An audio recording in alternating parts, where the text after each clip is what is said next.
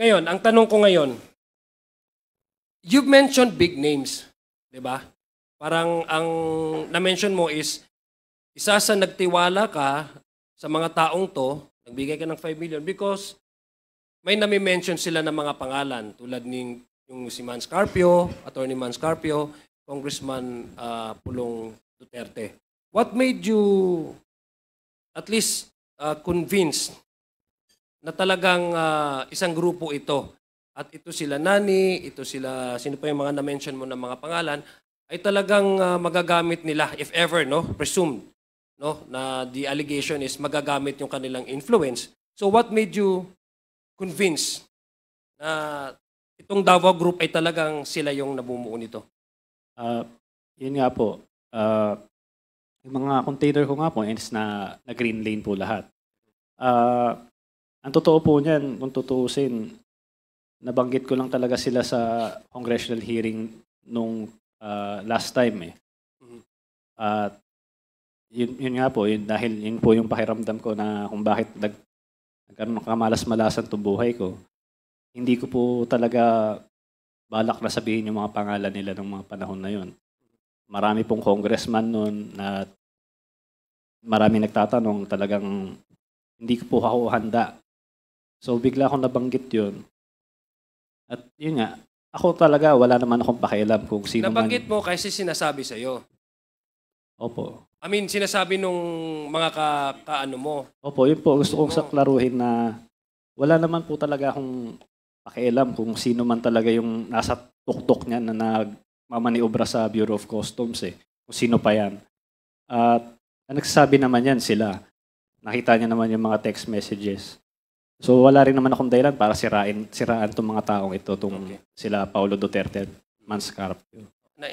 Naniniwala naman ako sa iyo. Kasi ako naniniwala ako sa iyo na ang gusto mo lang, punto de vista mo is mapaganda yung negosyo mo. And I believe you on that. Ganito lang, gusto ko lang tanungin, yung may na-mention ka na Chinese name na from the place of origin nung itong shipment na to. Ano yung consignee kasi hindi siya accredited dito? Yun po yung Hongfei. Yun po yung Hongfei export, import. Ako ba? How is this connected with Michael Yang? Because I've mentioned somewhere the name Michael Yang. I'm sorry, I've heard about Michael Yang. Was it you, Jimmy Guban? Or ikaw ba, Mark? Siya po yata. Okay, sige. Gusto ko lang maintindihan. So itong mga, itong kumpanya na ito sa China, wala silang accredit. So they need a partner here, local consignee, tama ba? Yeah po. Doon po pumapasok. How many times is this company in China been sending shipments to the Philippines and needed more local consignees? Would you know? Base po doon sa nakita kong investigasyon doon sa Senate, kasi may logbook sila eh. Marami din silang iba pang mga broker consignee na ginagamit. Okay. So, wala na po akong personal knowledge kung ilan. I think, Mr. Chair, this is very important, no? Kasi if what Mark Taguba is saying, is telling us is true, na itong, pakiulat nga, yung company na yon, yung Chinese company. Hongfei. Now, if this is true, kasi sa kanila galing yung shipment, di ba? Tapos kumuha lang si Mark ng local consignee kasi hindi nga sila accredited sa customs. So they cannot actually do business here in the country. They cannot export. So somebody has to claim ownership over these shipments. If that is true, then I believe we need to go back to how many times has this company been sending shipments? And what are the consignees? Kasi baka naman up to now, hindi natin alam, baka pumapasok pa itong mga ito, di ba? Itong company na ito. So, may I request, Mr. Chair, I believe we have our partner here at the Bureau of Customs. Maybe we can request for that data, no? Para po malaman namin kung paano. Yung shipment na, kasi I'm sure you also have a data with, kung ano yung local consignee, yung shipment, place of origin, yung shipment nitong kumpanya na to, at saka yung mga consignees na nag-claim ng ownership, no, doon sa mga shipment na to. Maybe we can that can help us probably, Mr. Chair. So Attorney Buko, can you provide the Yes. committee data on Hongfei, no? Hongfei ba yan? Hongfei, yung Mr. Richard Chen. Yes po, Your Honor. So yung owner ng Hongfei is Mr. Richard Chen, or yung Chinese name niya is Chen Julong. Tama, no? Yes po, Your Honor. So I'm sure he has a lot of importations in the past o baka hanggang ngayon meron pa yan. So, pakibigyan ng datos ang committee ito. Gusto nating tulungan. Yes, please. Yes, Mr. Chair. We will provide the... Sige, maraming salamat. Because we want to help out also customs on how to surveillance and protect our borders from the entry of these contrabands. No, we want to help them out because what I see, Mr. Chair, based on the testimony of Mark Taguba, we're dealing with transnational crimes. National to. Hindi lang ho ito nagkukuha lang sila ng mga partners nila dito sa Pilipinas para lang maipasok yung kanilang shipment. We're talking about how many tons of shabu, diba? It's so shocking to me, Mr. Chair, and it's mind-boggling because the time that 6.7 tons of shabu was smuggled in the country during the time when the Philippines was declared a war against drugs. So parang napaka-ironic kung kailan pinapatay yung mga tao sa daan, tsaka pumasok yung ang laking tonelada ng shabu. So we are looking at transnational crimes here, Mr. Chair. So we want to help out also Customs, our partner agency in Customs. For my last, I think last two questions lang po, Mr. Chair. Sige, last two questions, Mark? Congressman Madjo. 1 year kang nagnegosyo. I mean, sabi mo, 2017, 2018, di ba? Yes po. Your Okay. So, ibig sabihin, sa palagay mo ba itong Davao Group na to, nandyan na ba sila? Matagal na? Before your entry? Honor. Wala po akong Okay, wala kang personal idea. So, knowledge maybe po. I'll ask Jimmy Guban. Jimmy, narinig mo naman yung testimony ni Yes, Your Honor. yung mga sagot ni Mark Taguba. By the way, Yes, Your Honor. magkakilala ba kayo ni Mark before itong mga kasong to at yung nangyari? Yes, Your Honor. Magkakilala na kayo? Yes, Your Honor. Pero have you ever done, business or transaction No, together? nakikita ko siya, Your Honor, sa office ng CIIS. Oh, pero hindi mo siya kilala like personal na pare, may papasok or wala. Wala kaming usapan po na ganyan kasi yung tatay niya used to be a former customs, Your Honor. Okay, so ano yung masasabi mo doon sa sinasabi niyang Davao Group? That is correct, Your Honor, from the start of 2016. In fact, even yung positioning sa bureau, nanggagaling sa Davao Group. Okay. So, kaya si Mark ay nag-i-enroll sa Davao Group para mabilis ang facilitation ng kargamento nila. So, yung 40,000 na sinasabi niya, yun yung may resibo lang na pumapasok sa customs. Maybe 10,000 or 15,000 sa shipping line. Then the rest of that, ay doon na yung sa grupo ng Davao Group. Okay. So, regardless na po yun kung anong klaseng kargamento ang papasok, which is kaya nag-proliferate ang illegal drugs, illegal, pati na ho agricultural products, ang dami po noon. Kasi hindi ho kontrolado ng custom officials ang Bureau of Customs. It's the Davao Group that was controlling during that time. Okay. Congressman Yes, Adjong, please, I saw Major Cascolan nodding his head. Does that mean that you are confirming what Jimmy Guban is saying? Yes, Your Honor. So alam niyo yung ganong sistema o kalakaran sa loob ng customs? Sir, it has always been the system, Your Honor. Okay, would you be able to name people who are behind these kinds of system? Unfortunately, Your Honor, I've been assigned to the Port of Iloilo for 7 years before I was transferred just this October 2024. Other than that, Your Honor, the happenings during those times, 2016 to present, I do not have much knowledge, but I can get only information through the grapevine. So grapevine information lang. Pero dun sa post mo sa Iloilo, Yes, Your Honor. is this happening? No, Your Honor, because the Port of Iloilo only just recently had containerized shipment. So before that time, only bulk shipments were brought to Iloilo. Bulk shipments meaning wala sa hindi containerized. Yes, Your Honor. So hindi pwedeng itago. Ibig sabihin, makikita Wala. mo kung Wala, yan ay Your semento, bigas. Yes, Your Honor. So iba talaga yung nasa loob ng container. Yes, Your Honor. So ngayon, containerized ang shipments dumadating dyan. Yes, Your Honor. Are you now with the Manila port or still in Iloilo? I'm now the executive officer of the Customs Narcotics Office. Okay, sige. Please For my continue. last, Mr. Chair, yes, okay, so, Mr. Chair, Congressman Abante. alam ko na marami rin ka rin alam. So, are you willing to talk to us in an executive session to tell us everything that you know? I will try my best to answer all your questions, Your Honor. Thank you. Please proceed. Yeah, Last Mr. for your Chair, last question. For my last question, I believe Mr. Guban, maski hindi ito ata kinwento or sinabi ni Mark as a form of responses sa aming mga membro ng committee, alam mo na may kalakaran na ginoto. Tama po ba? Yung Davao Group, alam mo. Yes, Your Honor. Okay, even without his testimony or without his answers, you already know that there is a group called Davao Group operating within customs. Yes, Your Honor. Okay, sige. So, Mr. Chair, for my last, and maybe Mark Taguba, do you still stand your position that you have no idea whatsoever na itong shipment na inarrange niyo ni Mr. Kenneth Ong na galing kay Hong something yung tapos kumuha ka lang ng local consignee ay may lamang droga. Do you still stand with that? Wala po position? kaming alam. Wala sa- kang kaalam-alam. Okay. Wala po talaga. Sige. Mr. Chair, for my final manifestation, Mr. Chair, I would like to manifest, I guess, that the testimony of Mr. Taguba is in fact corroborated by Mr. Guban.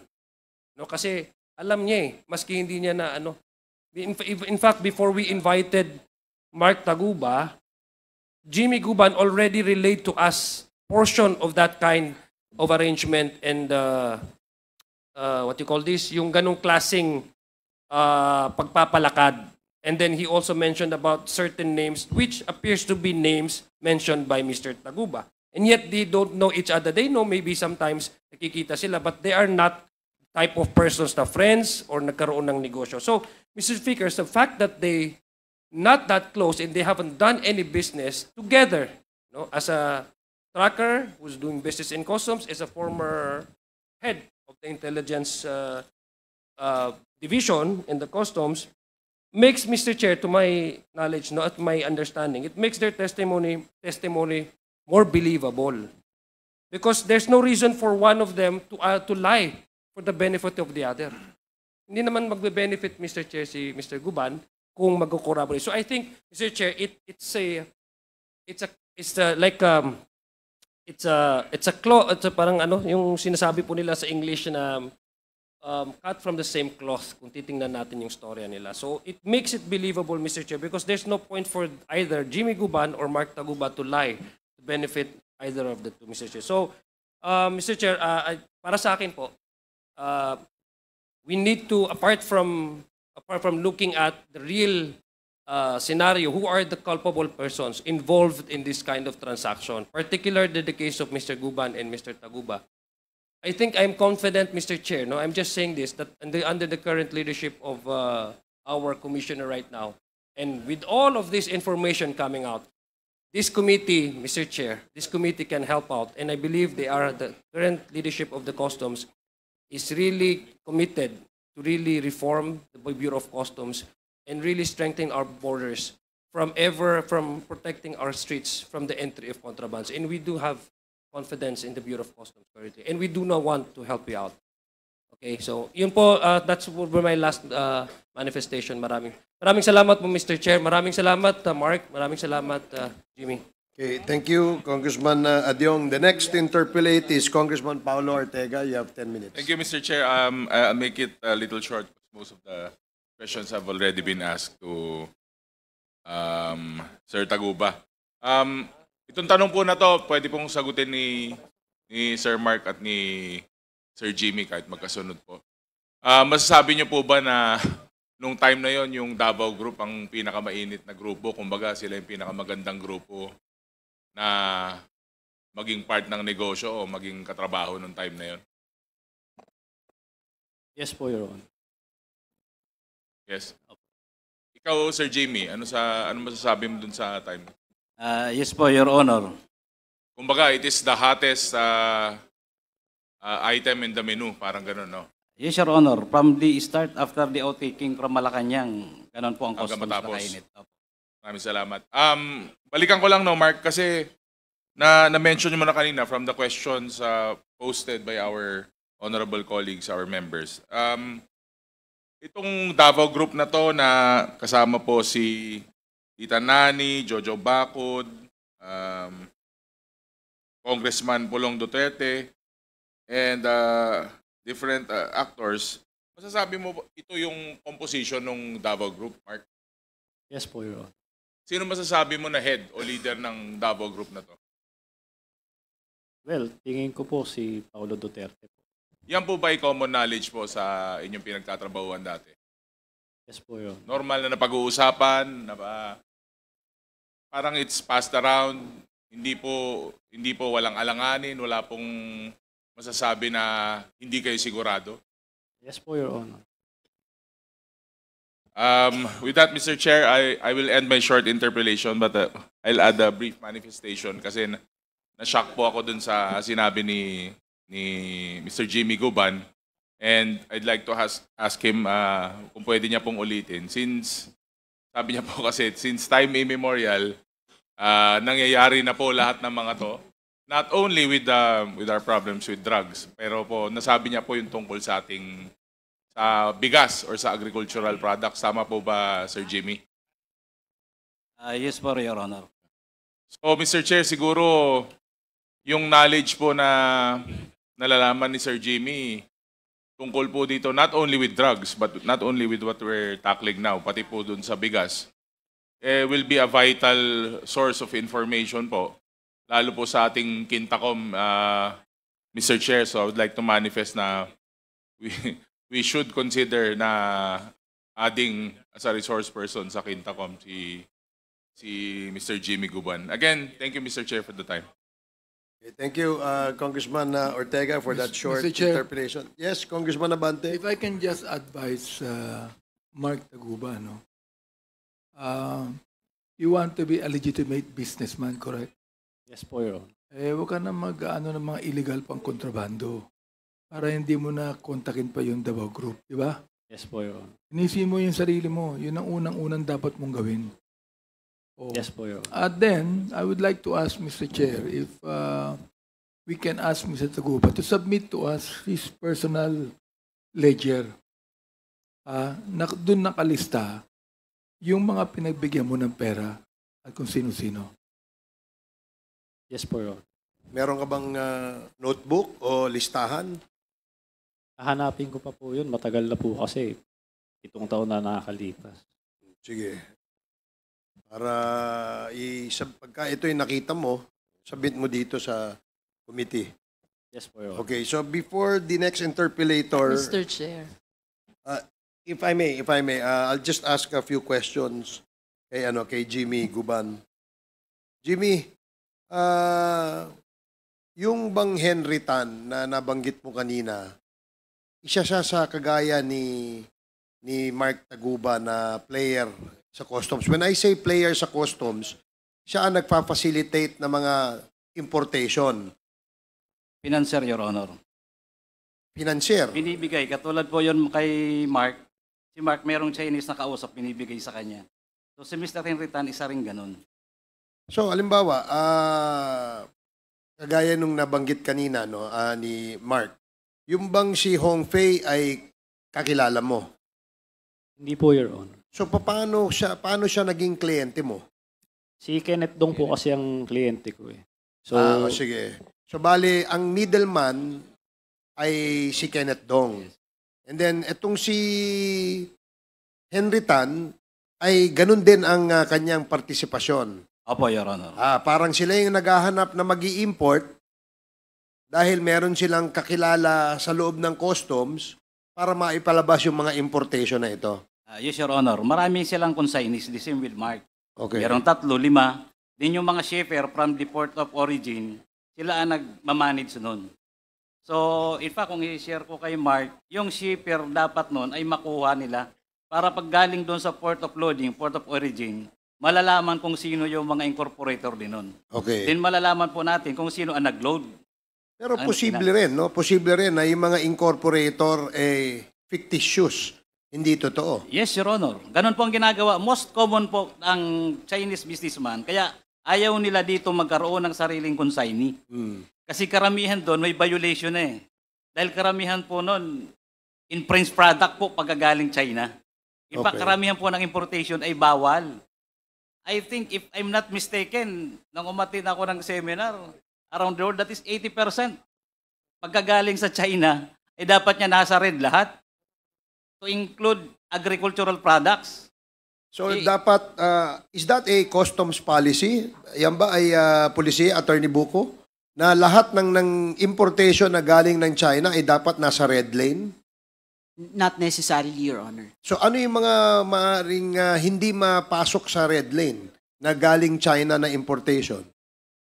I'm not certain, Your Honor. So how would you now classify any importation coming from China na maipasok sa red lane? So si Attorney Buko muna, anong 'di ba kasi merong classification, 'di ba? So normally kapag ang importation, ang goods ay galing ng China, ay red lane kaagad 'yan. Tama? Ngayon, unless accredited at merong magandang track record yung nag-i-import, yun lang siguro ang pwede maging green lane. Tama? Green or yellow, Your Honor. Green or yellow, no? Pag yellow, may inspection. Pag green, walang inspection. Tama? So, tama ba yun, Jimmy? Your Honor, medyo okay po, tama po yun.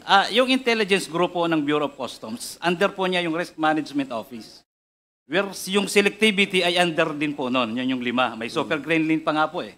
Then green, then yellow, then red. 5 po Super yun. green lane? Yes, Your Honor. Is that part of the classification under the policy of the Bureau of Customs? Yes, Your Honor. There is such a super green lane for... Super green, green, yellow, and then red. Okay, sige. Thank you. Tapos, Yes, Your Honor. Jimmy. Ang nagka-classify po niyan under the Risk Management Office. So may HIPI po yun under ngayon ng, if I'm not mistaken, under po yan ng Deputy Commissioner for Intelligence. So, This is where intelligence, kung gaano po ka-importante. Kaya nga ako, yung source ko po ng intelligence is not from the Philippines. It is always my source from abroad. so ibig Dahil mong patahin, ay sorry po. So, ibig mong sabihin na yung intelligence data, ayan ang basihan para kung ilalagay sa red, yellow, green, o super green. Yes po, Your Honor. Sige, malinaw na kasi hindi familiar sa amin sa akin, no, personally, yung color coding na yan. That is why, Your Honor, there is profiling. There was profiling ever since eh. Nailagay na yan dyan. So, all shipments na dumarating sa Yes, Your atin, may Honor. profiling kayo? Yes, Your Honor. Supposed to be gagawin kung hindi po nabubulag yung manager na So, nandoon. kahit na ito ay isang importation ng isang legitimate company rito, may profiling Yes, pa rin Your kayo. Honor, complete po. Kaya nga po nadidetermine according to the World Customs Organization. Kaya po, pag mga international companies, nandoon po yung super green lane according to the World Customs Organization. Kasi yan po ay proven na talagang malinis, malinaw ang mga kargamento. Okay, So sige. nagkakaroon po ng green, ng yellow, ng red, dahil po yun dahil sa profiling. Nalalaman po natin yung sa mga partner natin abroad na itong kargamento na to, nag-iipit. So lalo na po pag China. Nag-schooling po ako ng ilan, pero palagi ang target ang China eh. Kasi nga nandoon karamihan, 80% halos ang produkto doon ay gaya-gaya. So yun po ang Yung inano fake, kayo ng fake. IPO. Ang ibig Your sabihin, Honor. gaya-gaya, fake. Fake, Your Honor. Okay. So kaya po kalamitan dyan talaga, karamihan dyan ay nandoon sa red, yellow. Palaging may examination yan, may x-ray. Then pagdating po doon sa valuation, inaayos din po yun kasi marami po doon, ang karamihan talaga ay mali ang deklarasyon. Di ba, bago naman paratingin dito, doon sa port of origin, may mga dokumentong ina-advance papunta rito, correct? Attorney Buko. Yes, Your Honor. And what do you call this document? Your Honor, those are the shipping documents such as the inward foreign manifest, the bill of lading, the Okay. invoice. And in that bill of lading and forward manifest, nandyan naka-identify kung ano yung mga yan. Yes, Your Honor. The importer, the description of the goods, the quantity, the weight, etc. Even the value of the goods. Yes, Your Honor. Okay. Now kay Mark Taguba. Mark, yung pinacilitate mo yung container na yan na naglalaman ng magnetic lifter, tama? Magnetic lifter. Ano ba yung nasa laman ng container na pinacilitate mo? Cylinder po. Yung cylinders, no, na naglalaman ng shabu. Wala. Anong declaration? Anong nasa bill of lading? Ayun nga po, ang nakalagay lang po doon, hindi ako nagkakamali. Footwear, cutting board. Wala pong nakalagay So, na metal ikaw cylinder. bilang tracker and customs facilitator, hindi mo na sinisiguro. Pagka nakalagay dun sa dokumento, ito ay footwear, general merchandise, okay na sa iyo yun. Opo. So, hindi mo alam na kung ang totoo palang laman nun, Maaring baril, maaring drugs. Pwede ko pong idagdag sana. Hmm. Kaya rin naman isa sa mga nanigurado din ako na walang laman na kung ano pa man yun. Kasi po ay may AFTA po yun eh. ASEAN-China Free Trade Agreement. So yun po ay may... AFTA. Is that a certification? Opo, galing Okay. China. So yan po, pinatunayan po sa korte ng examiner na totoo po yun. So, ay, yung ibig sabihin, kung titingnan nating mabuti, dahil may AFTA certification yan, sa mata ng China, ang kanilang pinarating dito ay illegal. Yes po. Kasi po, So may kasapakat sila doon. Meron silang kasabwat doon. Yun, wala po akong personal knowledge doon. Kasi hindi naman maaaring ilagay nila sa bill of lading na may shabu dyan. Tama po kayo. At hindi naman nila isi-certify. Pero tama po kayo doon. Pero sa side po namin, dahil tinatakan po yun ng Quarantine Bureau, pag Quarantine Bureau po, physical inspection po yan. So sa aming side, walang problema. Okay lang yung... Yun lang naman yung ano namin eh. So yung basihan namin. nung nakita mong may certification ng AFTA, Yun yung nagtiwala ka na walang droga yan. Yun po kasi yung pinaka-protection din namin eh. Na Okay. para hindi masangkot sa mga ganyan. So ibig sabihin, may kasabwat sila ron. Maaari po. Hindi ba? Kasi hindi naman magse-certify yung China na ito ay AFTA kung talagang ininspeksyon nila ang laman ng kinaga sa loob ng container. Your Honor, tunay kaya yung AFTA? So malaking question din yan. Pag-usapan din natin yan sa susunod. But I just wanted to validate yung naririnig namin na info na paano naman kayo na mga kagaya mo, customs facilitator, nagnenegosyo sa loob ng customs, anong protection nyo? Kaya nga, gaya ng sinabi mo, yung AFTA certification, yun ang nagpapatunay na walang kontrabando. Supposed to be.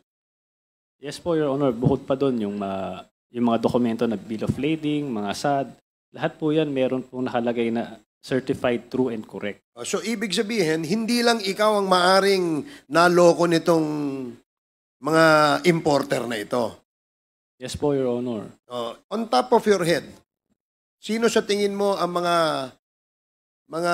maaring nagpasok ng mga kontrabando? Yung sa tingin mo lang, na mga nandyan sa ganyang klaseng negosyo. Alam niyo Not po, necessarily drugs, ha? Maaring nagpapalusot ng ibang goods. Ganun. alam niyo po, Your Honor, wala po tayong kasiguruduhan na kasi po yung drugs kahit saan naman pwede ilagay. Kahit dito sa microphone na to pwede na lang ilagay. So, para sa akin, mas importante yung protection ng mga nagpapacilitate. Kasi nakabase lang sila doon sa dokumento eh. Yan. So lahat ba ng itong mga gamit na to sisirain para malaman kung may drugs? Unfair naman. Para sa akin kung talagang seryoso para sa illegal na droga. Pero sa iyong practice, hindi ka ba nagtaka na nung nagbigay ka ng 5 million, bumilis na yung... Ganun ba talaga kalakaran? Kailangan meron kang enrollment para hindi na ma-red lane yung iyong mga pinapacilitate na mga kargamento? Sabi po ni Jimmy, ano pa yan noon pa. Pero sa akin po kasi, yung sa aking experience, nung una pa lang ako, nagsisimula pa lang naman ako, onti pa lang yung container ko eh. So, Konti ba yung 100 sa isang linggo? Yung ano na po yun, nung naka-enroll na po ako, unti-unti po siyang tumaas. Pero titignan nyo po, mga 14... Teka, anong ko lang, bago ko makalimutan. Nung naka-enroll ka na, kamo tumaas. Yes po yun. Bakit tumaas? Bakit tumaas? May nagtiwala sa'yo ng importer. Yes po. Kasi tracker ako eh. Yung lamang ko rin eh. So... And kilala mo lahat niya mga importer na yan? Opo, nagbibigay ako ng... pagka nagdi-discarga dun sa mga warehouse, bibigay ako ng ng calling card ko. Tapos nakalagay din yung all-in. So... Anong all-in? Ano ibig sabihin ng all-in? Yan po yung 170,000.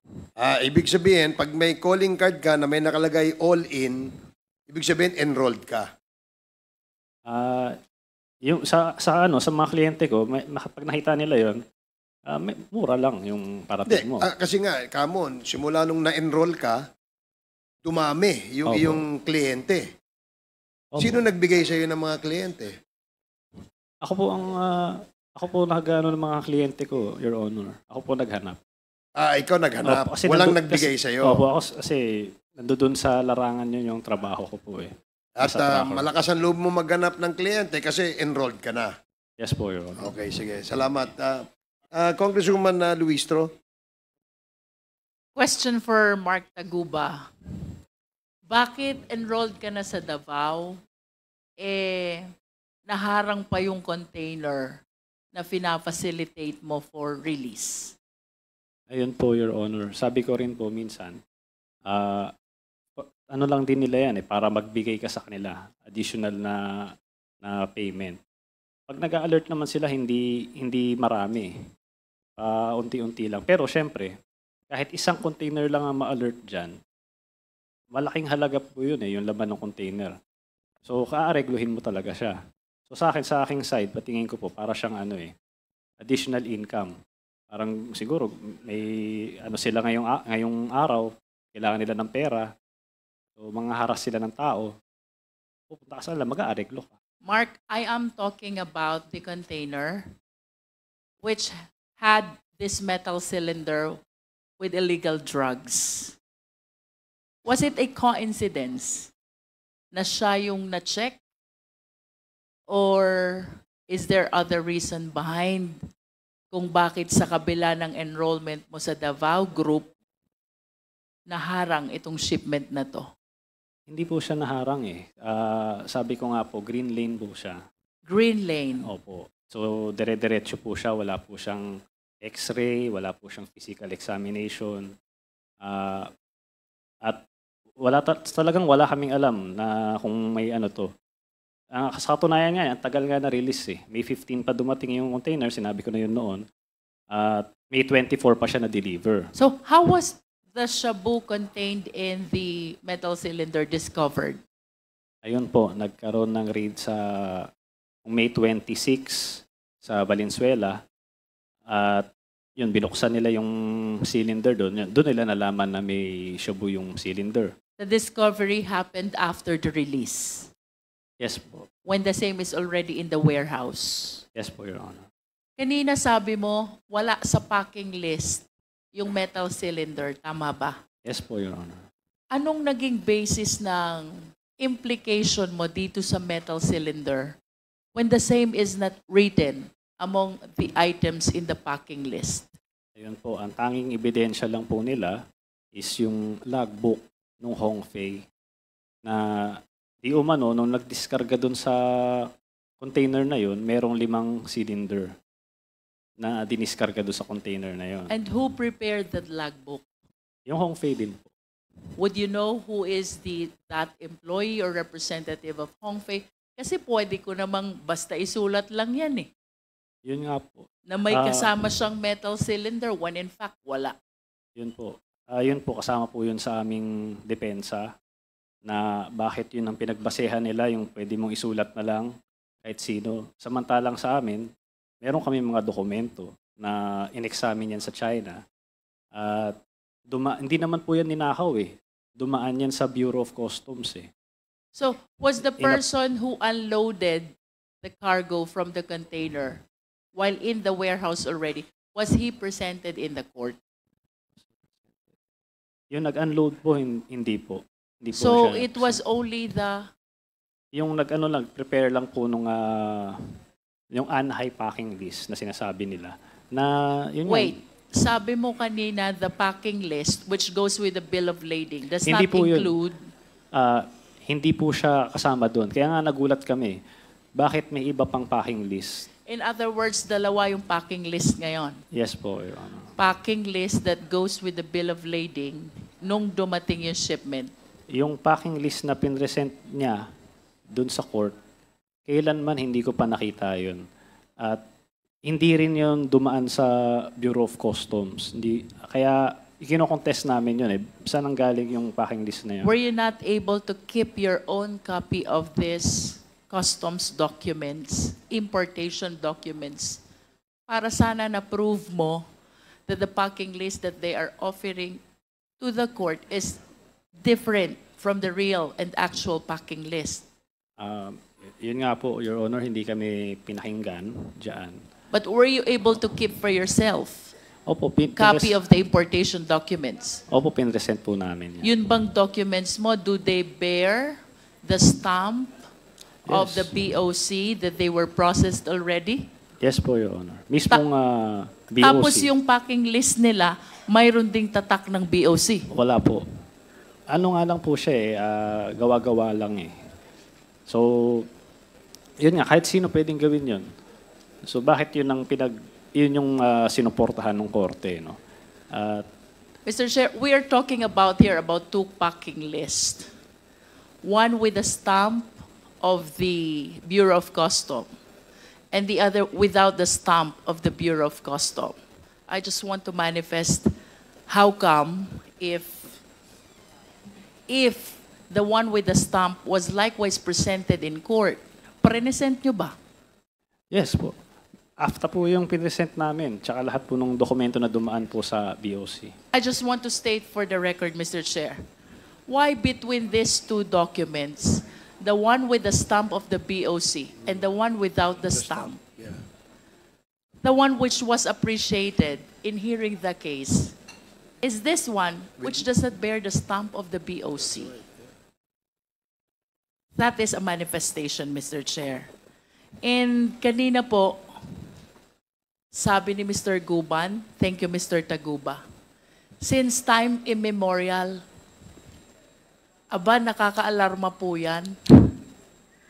Napakarami po ng estudyante ng Customs Administration. And even myself, I was able to teach a lot of Bachelor of Science in Customs Administration students. It is quite alarming na ang dadatnan nilang sistema sa BOC has been installed since time immemorial. Talo pa, Mr. Chair, ang principle of law since time immemorial. So, in this light, Mr. Chair, I wish to share to the committee, I hope this is the one of the actual forms which are being used as bill of lading. Secretariat, please. Mr. Guban, based on your experience as an employer official of BOC for a long period of time, please walk us through. Paano po ba ginagamit itong form na ito? And I wish to give emphasis also to his statement earlier. Dapat dun sa loading pa lang, kilala na natin kung sino yung shipper. And if the shipper, I do not understand why he should be different from the owner of the shipment or the exporter. If they are two different persons, I wish that the names of both should be reflected. That is for us to be able to determine the parties accountable for the contents of the container. Not only that, Mr. Chair, pagdating dito sa Pilipinas, kung ang consignee is different from the owner, the identity of both must be disclosed as well. And we have to emphasize also that this bill of lading, if I am not mistaken, is under oath. Bawal magsinungaling. I remember, Mr. Chair, during our hearing in the Dangerous Drugs Committee about the illegal drugs which was apprehended at Empire 999 in Mexico, Pampanga. Ito pong form na ito ay napakaraming iniwan na blanko. Reason kung bakit hindi natin matrace kung sino ang party accountable. So, I wish to bring this as well to the attention of the BOC. Aanin po ba natin yung mga cells na yan? Yung mga blankong yan, kung hindi po natin uobligahin ang mga parties concerned to fill in the necessary and accurate information. Bakit po kailangan nating mag-process, tumanggap ng bill of lading na bungi-bungi. So that in case of illegal kargamento or contraband, hindi maintindihan kung sinong hahabulin. And the worst scenario is, the people in between, naghanap buhay lang, natuwa dun sa kita nila. Like the consignee for hire, like the custom broker, both are totally unaware of the contents of the container. Sila ang nakukulong. So, Mr. Chair, may we request Jimmy Guban, ano po ba dapat sinusulat dito sa Bill of Lading na ito? Please walk us through as to the actual practice at the BOC. Pasensya na po sa taga-BOC, parang mas marami pong alam si Jimmy Guban kaysa sa ating mga resource persons from BOC. Your Honor, Mr. dapat po Chair. yung, thank you po, Your Honor. Dapat po yung bill of lading, advance po na dumadating yan sa port, sa Bureau of Customs, lalo na po sa Office of the Commissioner, then sa Office ng District Collector, din pababa po. So doon po malalalaman na natin kung ano ang mga kargamento base doon sa sinulat nila. Yes, ba? Mr. Guban, let's start with the parties. Sino po yung mga parties concerned whose names must appear in the Bill of Lading? Your Honor, mas maganda po kung umpisahan ko siguro sa consignee. Kasi pag Consignee. bill of lading, from galing lang yun abroad eh. So yung consignee, yung accreditation ng customs, pasensya na kapanyero. Ang consignee kasi wala isang warehouse. Yun yung importer natin dito sa Pilipinas. So yung consignee, inaaprobahan nung na-assign pa ako noon. Mr. Guban, are you trying to say that the consignee and the importer is one and the same person? Meron yan ma'am na isa lang, merong iba. Kaya nga po may shipper, may bill of lading. Galing po yun doon sa shipper. So pagdating dito sa Pilipinas po, kung bill of lading na, may kasama na po yun na advance foreign manifest from the shipping line. So yung port of loading, nakalagay na po yun doon sa lahat. Ibig sabihin, from the port of loading, nakadeklara po yun doon sa packing list kung ano yung laman po ng container. So yung container po doon from the port of loading, iba-iba po nun ang may-ari. Kaya po mayroong tinatawag kaming consolidator abroad. Sa isang de 20 or de 40, there are instances na mayroon pong 3 o 5 ang may-ari. Okay, let me interrupt. How do we determine who are the owners of the different packages contained in one container facilitated by one consolidator? Na, Your Honor, to tell you frankly, wala na po. Isa na lang ang may-ari noon, yung shipper na lang. Shipper na lang. Opo, yung nagpadala dito. Yung tunay na may-ari noon, sila na nag-uusap from the port of origin hanggang dito sa Pilipinas. In other words, the real owners of this shipment talks to the shipper. To the shipper, Your Honor. They pay the shipper also That's correct, Your Honor. for allowing their shipment to be contained in the container. Opo, Your Honor. And we have no document to show kung sino ang may-ari, actual owner ng mga shipment na ito, except for the shipper. Except for the shipper, Your Honor, then even the company, if that is authentic or original na galing doon sa port of loading. Dito sa atin, ang dokumento marami sa recto eh. So, yun po, Your Honor, dapat chine-check para yung bill of lading masabi natin di na tama. So, para pagdating doon sa, ibinangga nyo po yun sa consignee, yung importer na. Pagdating po dito, yung consignee kasi, yun yung lumalabas na importer, sila ngayon ang magdideklara, yung license broker. So sila ang magdideklara kung ano po yung mga in-import nila base doon sa shipper papunta ng Pilipinas. So kung ano po ang binigay na pinadala dito sa bill of lading, packing list, yun din ang ilalodge na entry nung consignee dito po sa Pilipinas, sa customs. Ang problema po natin, kaya hindi na po natin ma-check dahil yung consignee, minsan ang daming budiga na pinagdadalhan nila iba-iba. Hindi na po natin na monitor pagbaba ng kargamento kung tama yung dineklara nila from the port of origin. Ang sabi nila sa port of origin, 5. Tsinelas, shoes, t-shirts, kung ano pa. Pagdating po dito sa Pilipinas, hindi na nakikita ng mga consignee, yung nagtatrabaho na katulad kay Mark. Kasi dinadala na po yan nila sa kanilang budiga. So ang customs po, nawawala na yung monitoring kung ano na po ang laman ng container. So that is how the law enforcement in the Bureau of Customs work. Is it correct to say, Mr. Guban, na ang ginagawa ng consignee at importer dito sa Pilipinas, they simply rely on the packing list that was prepared by the shipper? Yes, Your Honor. And if you are the shipper, will you include among the packing list those which are illegal? No, Your Honor. Definitely not. Not Your Honor. In other words, dapat may actual inspection, From the port of origin, Your Honor. That's correct. both from the port of origin and at the port of unloading. Yes, Your Honor. Apo. Tama po ba? Yes, Your Honor. Please continue, Mr. Guban. So, pagdating po dito ng consignee, iba-ibang may-ari, yung container minsan sa kalsada lang po yan. Pag walang warehouse na designated yung consignee, minsan sa kalsada lang binababaan na nila yung kargamento. Hiwa-hiwalay. Ilalagay na sa mga close van. Pag may illegal, close van ka agad yan, takbo na sa kanila para pambinta. So, we cannot, Your Honor, prevent the cargos, legal man or illegal, kung paano talaga natin maitatama, pati sa duties and taxes. Pati na rin po sa BIR, pagdating sa BIR. Dahil pagdating sa deklarasyon na nila, iba na. So, Because there is really no actual inspection.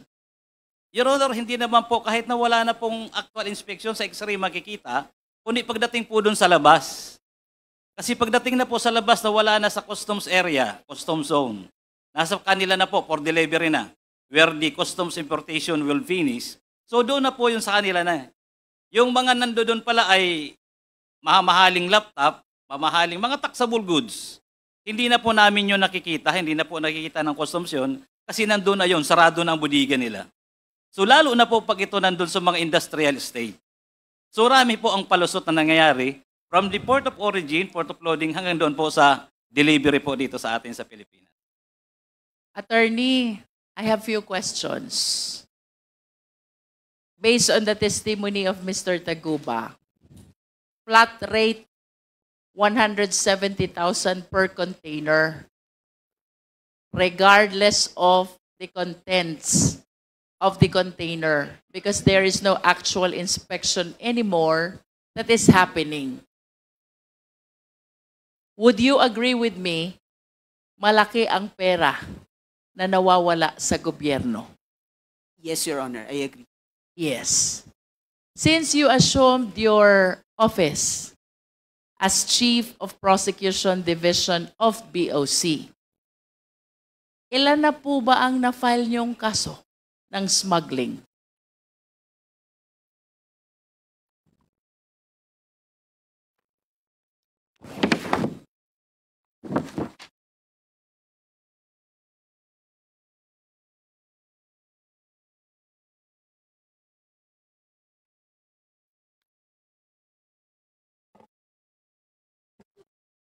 Your Honor, based on our data, there are 508 cases from 2018 to 2024, Your Honor, Where do you file those cases? before the Department of Justice, Your Honor. DOJ. Yes, Your Honor. Ilan naman po ang nakaabot sa court?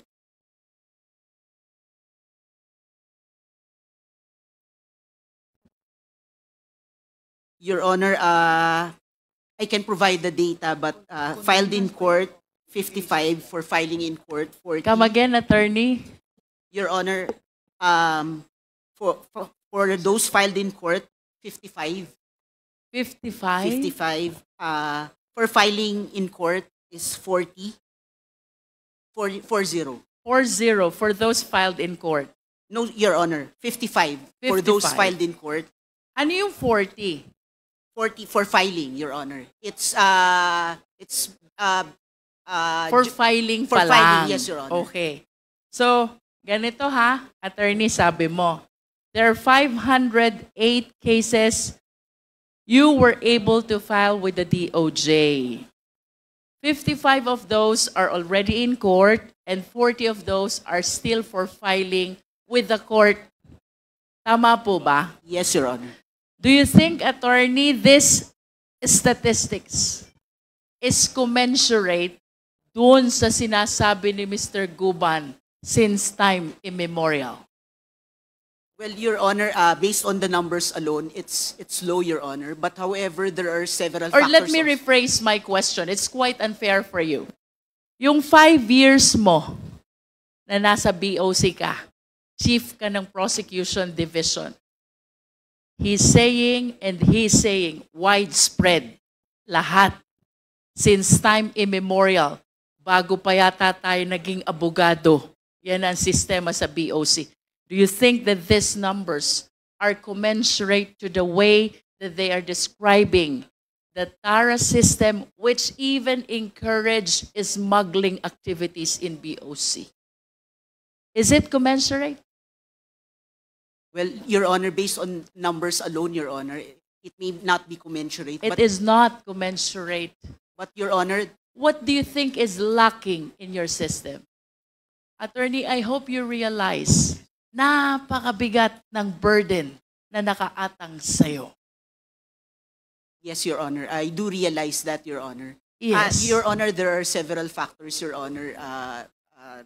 All right, please enlighten us. Your Honor, one is there's a 2024 rules on preliminary investigations and inquest proceedings, Your Honor, which changed the the quantum of evidence, Your Honor.